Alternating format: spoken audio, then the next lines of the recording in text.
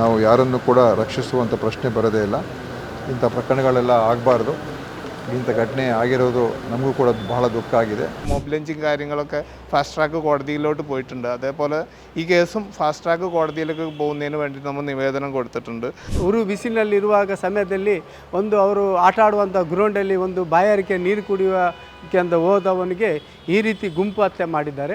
ಅದು ತೀವ್ರವಾಗಿ ನಾವು ಮೊದಲು ಕೂಡ ಖಂಡಿಸ್ತಾ ಇದ್ದೇವೆ, ಈಗಲೂ ಕೂಡ ಅದನ್ನು ತೀವ್ರವಾಗಿ ಸಂಬಂಧಪಟ್ಟಂತೆ ಸೂಕ್ತ ಮಾಹಿತಿಯನ್ನು ಕಲೆ ಹಾಕುವ ನಿಟ್ಟಿನಲ್ಲಿ ಸೂಕ್ತ ಗಮನ ಹರಿಸಬೇಕು ಮತ್ತು ಆರೋಪಿಗಳನ್ನು ಯಾವುದೇ ಕಾರಣಕ್ಕೆ ಆರೋಪಿಗಳು ಬಚಾವಾಗದಂತೆ ನೋಡಿಕೊಳ್ಳಬೇಕು. ಯಾರು ಅಶ್ರಫ್ ಅವರು ಇದ್ದಾರೆ, ಅವರ ಕುಟುಂಬದವರು, ಅವರ ಸಹೋದರರು ಕೂಡ ನನಗೆ ಭೇಟಿಯಾದರು. ಈಗ ಏನು ಅವರ ಒಂದು ಕ್ರೂರವಾದಂಥ ಏನು ಹತ್ಯೆಯಾಗಿತ್ತು ಆ ಒಂದು ವಿಷಯದಲ್ಲಿ ನಮಗೆ ನ್ಯಾಯ ಕೊಡಿಸ್ಕೊಡ್ಬೇಕು ಮತ್ತು ಎಲ್ಲ ರೀತಿಯ ಒಂದು ಕಾನೂನಿನ ಕ್ರಮಗಳು ತಗೊಳ್ಬೇಕು ಅಂತಲೂ ಕೂಡ ಅವರು ಮನವಿ ಮಾಡಿದ್ದಾರೆ. ಅದರ ಪ್ರಕಾರ ಖಂಡಿತವಾಗಿಯೂ ನಾವು ಯಾರನ್ನು ಕೂಡ ರಕ್ಷಿಸುವಂಥ ಪ್ರಶ್ನೆ ಬರೋದೇ ಇಲ್ಲ. ಇಂಥ ಪ್ರಕರಣಗಳೆಲ್ಲ ಆಗಬಾರ್ದು. ಇಂಥ ಘಟನೆ ಆಗಿರೋದು ನಮಗೂ ಕೂಡ ಬಹಳ ದುಃಖ ಆಗಿದೆ. ಖಂಡಿತ ನಮ್ಮ ಸರ್ಕಾರ, ನಮ್ಮ ಪೊಲೀಸ್ ಇಲಾಖೆ ಯಾರು ತಪ್ಪಿತಸ್ಥರಿದ್ದಾರೆ ಎಲ್ಲರನ್ನೂ ಕೂಡ ಹಿಡಿದಾಕಿ ಅವರಿಗೆ ಶಿಕ್ಷೆ ಸಿಗುವಂಥ ರೀತಿಯಾಗಿ ಎಲ್ಲರೂ ನಮ್ಮ ಪ್ರಯತ್ನವನ್ನು ಈಗಾಗಲೇ ಮಾಡಿದ್ದು. ಸುಮಾರು ಜನ ಅರೆಸ್ಟ್ ಮಾಡಿದ್ದಾರೆ. ಇನ್ನು ಯಾರು ಬಾಕಿ ಇದ್ದಾರೆ ಅವರನ್ನು ಕೂಡ ಅರೆಸ್ಟ್ ಮಾಡಿ ಕಾನೂನಿನ ಕ್ರಮ ತಗೊಳ್ತೀವಿ ಅಂತ ಅವ್ರು ಹೇಳಿದ್ದೀವಿ. ಮುಂದೆ ಅದನ್ನು ಅದು ಏನೇನಾಗಬೇಕು ಖಂಡಿತ ಅದು ಮಾಡ್ತಾರೆ. ദക്ഷിണ കന്നഡ ചുമതലയുള്ള മന്ത്രി ദിനേശ് ഗുണ്ടറാവിനെ കണ്ടിരുന്നു. അതേപോലെ തന്നെ നമ്മുടെ കർണാടക സ്പീക്കർ UT ഖാദറിനെ കണ്ട് നിവേദനം കൊടുത്തു. ഇന്നലെ ഇവിടെ മംഗലാപുരത്തൊരു കമ്മിറ്റി രൂപം കൂടിയായിരുന്നു. അപ്പോൾ അതിൻ്റെ ഭാഗമായിട്ട് നമ്മൾ സ്പെഷ്യൽ ഓഫീസറെ നിയമിക്കുന്നതിന്, അന്വേഷണത്തിൻ്റെ ഭാഗമായി സ്പെഷ്യൽ ഓഫീസറെ നിയമിക്കുന്നതിന് ഒരു റിക്വസ്റ്റ് നൽകാൻ വേണ്ടി തീരുമാനിച്ചിട്ടുണ്ട്. അതേപോലെ ഒരു സ്പെഷ്യൽ ഇൻവെസ്റ്റിഗേഷൻ ഓഫീസറെ നിയമിക്കുന്നതിന് വേണ്ടിയിട്ട് റിക്വസ്റ്റ്, അതേപോലെ തന്നെ സ്പെഷ്യൽ പ്രോസിക്യൂട്ടർ, ഇതിൻ്റെ വിചാരണ നടക്കുമ്പോൾ ഒരു സ്പെഷ്യൽ പ്രോസിക്യൂട്ടർ നിയമിക്കുന്നതിന് വേണ്ടിയിട്ട് റിക്വസ്റ്റ് നമ്മുടെ നിവേദനത്തിൽ അത് കൊടുത്തിട്ടുണ്ട്. അതേപോലെ തന്നെ നമ്മുടെ ഈ കേസ് ഒരു ഫാസ്റ്റ് ട്രാക്ക് കോടതി, നമ്മൾ നിലവിൽ ഇതിൻ്റെ 1-2 കേസുകൾ ഇതേപോലെ മോബ് ലിഞ്ചിങ് കാര്യങ്ങളൊക്കെ ഫാസ്റ്റ് ട്രാക്ക് കോടതിയിലോട്ട് പോയിട്ടുണ്ട്. അതേപോലെ ഈ കേസും ഫാസ്റ്റ് ട്രാക്ക് കോടതിയിലേക്ക് പോകുന്നതിന് വേണ്ടി നമ്മൾ നിവേദനം കൊടുത്തിട്ടുണ്ട്. അതേപോലെ ഒരു ഫാക്ട് ഫൈൻഡിങ് ടീം നമ്മൾ ഇന്നലെ തൊട്ട് ഇവിടുത്തെ തെളിവുകളെല്ലാം നമ്മുടെ ഒരു അഡ്വക്കേറ്റ്സും മറ്റു ആളുകളെല്ലാം കൂടി ചേർന്നിട്ടൊരു ഫാക്ട് ഫൈൻഡിങ് ടീം രൂപം കൊണ്ടിട്ടുണ്ട്. അപ്പോൾ അവർ ഇന്നലെ ഇന്നും ഒരാഴ്ചയായിട്ട് അതിൻ്റെ മറ്റു നടപടിക്രമങ്ങളൊക്കെ നടത്തിക്കൊണ്ടിരിക്കുകയാണ്. തീർച്ചയായിട്ടും അത് ഒരു 10 ദിവസത്തിനകം ഒരു റിപ്പോർട്ടാക്കിയിട്ട് തന്നെ അത് ഒരു പത്രസമ്മേളനത്തോടു കൂടി അത് പുറത്തുവിടും ബാംഗ്ലൂർ വെച്ച്. അപ്പോൾ അത് നമ്മുടെ നിലവിലുള്ള നിയമ നടപടിയിലെല്ലാം അത് ജോയിൻ ചെയ്ത് കണ്ട് മുന്നോട്ട് പോകാമെന്നാണ് നമ്മളത് കരുതുന്നത്. തീർച്ചയായിട്ടും അഷ്റഫിന് നീതി കിട്ടുമെന്നുള്ളതാണ് നമുക്ക് ഇതുവരെയുള്ള കാര്യങ്ങളെല്ലാം വരുമ്പോൾ നമുക്ക് മനസ്സിലാവുന്നത്. കർണാടക പോലീസ് കേരളത്തിലോട്ട് വന്നിട്ടുണ്ട്. അവൻ്റെ മെഡിക്കൽ രേഖകളും മറ്റു കാര്യങ്ങളെല്ലാം എടുത്തിട്ടുണ്ട്. ഇപ്പോൾ നിലവിൽ ഇവിടെ ഒരു കമ്മിറ്റി ഉണ്ട്. ഇപ്പോൾ ഇവിടുത്തെ പൊളിറ്റീഷ്യൻസ്, ഇവിടുത്തെ നേതാക്കന്മാരെല്ലാം ചേർന്നെടുത്തിട്ടുള്ളൊരു കമ്മിറ്റി ഉണ്ട്. ആ കമ്മിറ്റി നല്ല വിധത്തിൽ ഇത് കൃത്യമായിട്ട് ഫോളോ ചെയ്യുന്നുണ്ട്. അപ്പോൾ അതുകൊണ്ട് അന്വേഷണത്തിൽ മറ്റു വീഴ്ചകൾ ഉണ്ടാവില്ല എന്നാണ് നമ്മുടെ ഭാഗത്തുനിന്ന് നമുക്കുള്ളൊരു പ്രതീക്ഷ.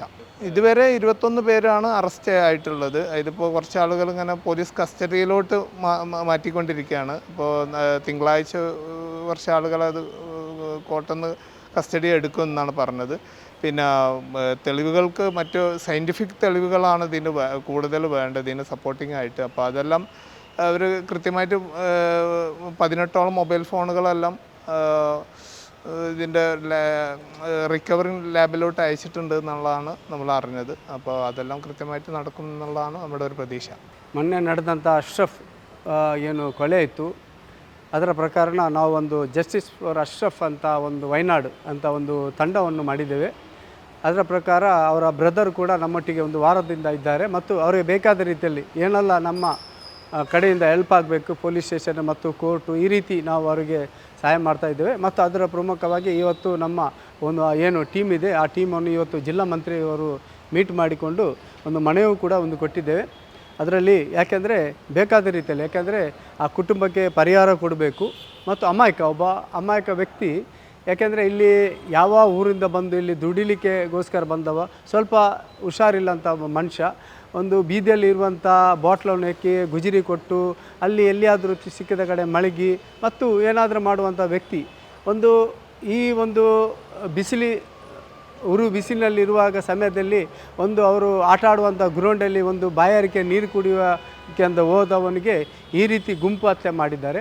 ಅದು ತೀವ್ರವಾಗಿ ನಾವು ಮೊದಲು ಕೂಡ ಖಂಡಿಸ್ತಾ ಇದ್ದೇವೆ, ಈಗಲೂ ಕೂಡ ಅದನ್ನು ತೀವ್ರವಾಗಿ ಖಂಡಿಸ್ತಾ ಇದ್ದೇವೆ. ಮತ್ತು ಅದರ ಹಿಂದೆ ಕೂಡ ನಾವು ಯಾರೆಲ್ಲ ಅದರ ಹಿಂದೆ ಇದ್ದಾರೆ ಮತ್ತು ಯಾರೆಲ್ಲ ಮಾಡಿದ್ದಾರೆ ಅವರು ಕಠಿಣ ಶಿಕ್ಷೆ ಆಗಬೇಕು. ಮತ್ತು ಈಗಲೇ 21 ಮಂದಿಯನ್ನು ಪೊಲೀಸ್ ಇಲಾಖೆಯವರು ಬಂಧನ ಮಾಡಿದ್ದಾರೆ. ಮತ್ತು ಉಳಿದವರು ಯಾರು ಬಾಕಿ ಇದ್ದಾರೆ, ಅದರಲ್ಲಿ ಪ್ರಮುಖ ಆರೋಪಿ ಅಂತ ರವೀಂದ್ರ ಅಂತ ಒಬ್ಬರಿದ್ದಾರೆ, ಅವರನ್ನು ಈಗಲೇ ಹುಡುಕ್ತಾ ಇದ್ದಾರೆ ಅಂತ ಪೊಲೀಸವರು ಹೇಳ್ತಾ ಇದ್ದಾರೆ. ಅವರು ಸಿಗ್ತಾ ಇಲ್ಲ ಅಂತ ಹೇಳ್ತಾ ಇದ್ದಾರೆ. ಮತ್ತು ಅವರಿಗೆ ಸ್ಪೆಷಲ್ ತಂಡ ಮಾಡಿಕೊಂಡು ಅವರನ್ನು ಬಂಧನ ಮಾಡಬೇಕು ಮತ್ತು ಅವರಿಗೆ ಶಿಕ್ಷೆ ಖಂಡಿತ ಆಗಬೇಕು ಅಂತ ನಾವು ಒತ್ತಡ ಹಾಕ್ತಾ ಇದ್ದೇವೆ. ಆಗಿರುವಾಗ ಈಗ ಮಂತ್ರಿ ಹತ್ರ ನಾವು ಪ್ರಮುಖವಾಗಿ ಬೇಡಿಕೆಯನ್ನು ಇಟ್ಟಿದ್ದೇವೆ. ಆ ಬೇಡಿಕೆ ನಾವು ಫಾಲೋ ಅಪ್ ಮಾಡಿಕೊಂಡು ಅಶ್ರಫ್ಗೆ ಮತ್ತು ನ್ಯಾಯ ಕೊಡುವಂಥ ನಾವು ಕೆಲಸ ಮಾಡ್ತಾ ಇದ್ದೇವೆ. ಮಂಗಳೂರಿನ ಹೊರವಲಯದ ಕುಡುಪಿನಲ್ಲಿ ಇತ್ತೀಚೆಗೆ ದುಷ್ಕರ್ಮಿಗಳ ಗುಂಪು ಹತ್ಯೆಗೀಡಾದಂತಹ ವಯನಾಡಿನ ಅಶ್ರಫ್ ರವರ ಸಹೋದರ ಅಬ್ದುಲ್ ಜಬ್ಬಾರ್ ಅವರು ಇಂದು ಅಶ್ರಫ್ನ ಹತ್ಯೆಗೆ ನ್ಯಾಯ ಒದಗಿಸಿಕೊಡುವಂತೆ ಬಂದು ದಕ್ಷಿಣ ಕನ್ನಡ ಜಿಲ್ಲಾ ಉಸ್ತುವಾರಿ ಸಚಿವರಾದ ದಿನೇಶ್ ಗುಂಡೂರಾವ್ ಅವರನ್ನು ಭೇಟಿಯಾಗಿದ್ದಾರೆ. ವಿಧಾನಸಭಾಧ್ಯಕ್ಷರಾದ ಯು ಟಿ ಖಾದರ್ ಅವರನ್ನು ಭೇಟಿಯಾಗಿ ಮನವಿಯನ್ನು ಸಲ್ಲಿಸಿದ್ದಾರೆ. ಅಶ್ರಫ್ನ ಹತ್ಯೆಗೆ ನ್ಯಾಯ ಸಿಗಬೇಕು, ಒಬ್ಬ ಅಮಾಯಕನೊಬ್ಬರನ್ನು ಗುಂಪು ಥಳಿಸಿ ಹತ್ಯೆ ಮಾಡಿದೆ.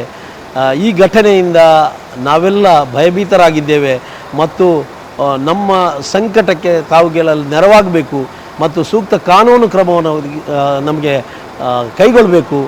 ದುಷ್ಕರ್ಮಿಗಳ ವಿರುದ್ಧ ಸೂಕ್ತವಾದ ಕಠಿಣ ಕ್ರಮ ಅಂದರೆ ಈಗಾಗಲೇ ಅದಕ್ಕೆ ಬೇಕಾದ ಸಾಕ್ಷ್ಯಾಧಾರಗಳೇನುಂಟ ಮತ್ತು ವಿಚಾರಣಾ ಅಧಿಕಾರಿಗಳ ನೇಮಕದಲ್ಲಿರ್ಬೋದು ಮತ್ತು ಸಂಬಂಧಪಟ್ಟಂತೆ ಸೂಕ್ತ ಮಾಹಿತಿಯನ್ನು ಕಲೆ ಹಾಕುವ ನಿಟ್ಟಿನಲ್ಲಿ ಸೂಕ್ತ ಗಮನ ಹರಿಸಬೇಕು ಮತ್ತು ಆರೋಪಿಗಳನ್ನು ಯಾವುದೇ ಕಾರಣಕ್ಕೆ ಆರೋಪಿಗಳು ಬಚಾವಾಗದಂತೆ ನೋಡಿಕೊಳ್ಳಬೇಕು ಮತ್ತು ಅಶ್ರಫ್ನ ಹತ್ಯೆಗೆ ನಮಗೆ ಪರಿಹಾರ ಒದಗಿಸಿಕೊಡಬೇಕು ಎಂಬ ನಿಟ್ಟಿನಲ್ಲಿ ಮನವಿಯನ್ನು ಸಲ್ಲಿಸಿದ್ದಾರೆ.